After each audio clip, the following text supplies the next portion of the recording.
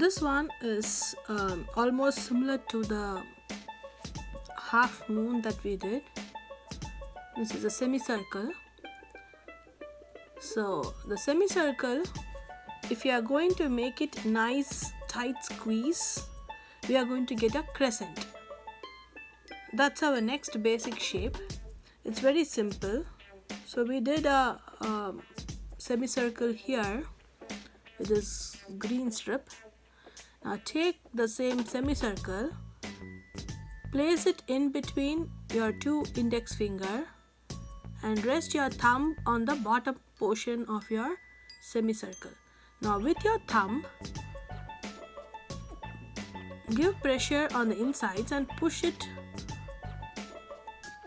nice and tight. Squeeze, and you can even bend like this. So squeeze the ends, you make a semicircle or crescent shape. You will get a nice big crescent shape if your coil is nice and loose. The more looser the coil, the crescent shape will be nice and big, and will know the difference between the crescent and the semicircle. So for making a crescent, always make a bigger loose coil so that this crescent shape will be nice and broad one. This is the crescent shape. So I'll show you a big coil and how the shape changes.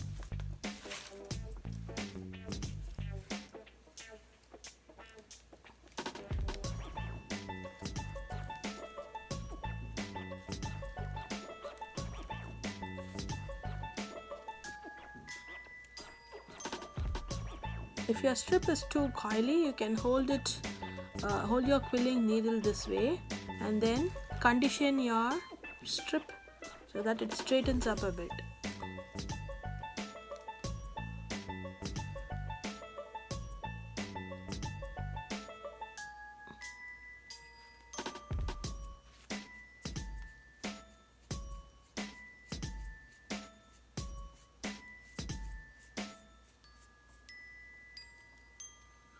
Place it in one of the sizers.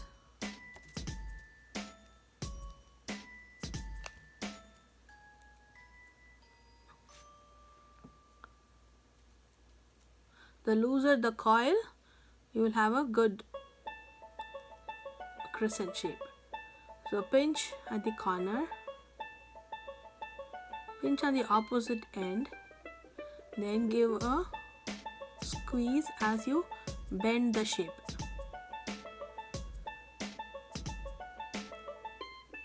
So if you give uniform pressure at both ends, you will have a tapered end. If you try to push the coil to one end, one side will become thin and the other side will look fatter. So move the coils to the center, squeeze only at the edges. So the center portion of the coil remains in the center.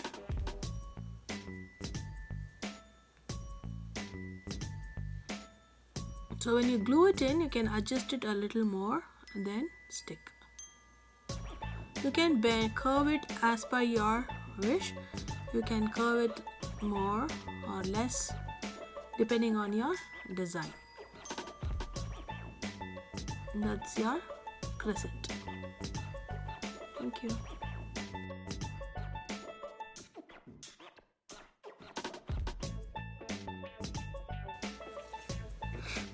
We are almost at the end of the basic shapes. Today we are going to see how to make a arrowhead. So today I'm going to show you a different width of strip. This is a 10 mm strip. We were doing with the smaller ones. For today's tutorial, I chose a 10 mm strip.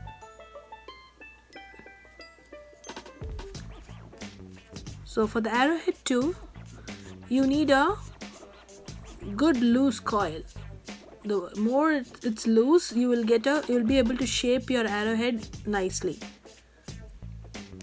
So make it nice and loose, take the biggest of the sizers.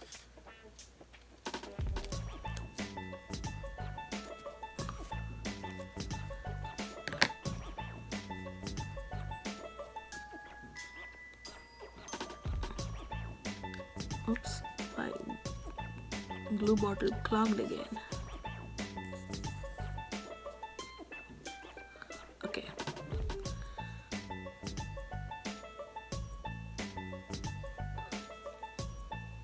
So remember to pinch where the strip ends. So you will get a nice sharp corner for your arrowhead. Now go to the opposite end and you can either make a triangle and then shape it as an arrowhead, or take your tweezers, take the back end of the tweezer, place it exactly in the middle of your base.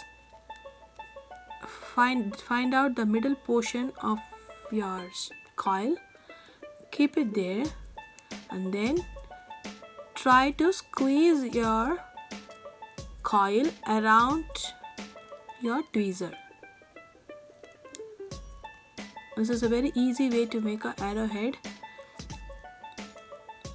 This tweezer tool will help you get uniform sides of the arrowhead. So once you squeeze up nicely, you can remove it and then shape it with your fingers. You squeeze with your fingers, it's going to look nice like this. So you have your arrowhead. So depending on what type of quilling strip you are using, it will give a different appearance. So this I made with a cardstock strip, and this is a regular quilling strip.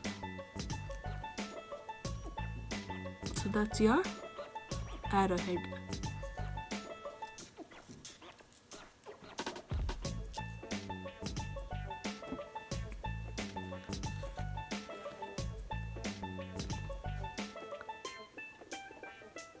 Our next one is going to be a vortex coil.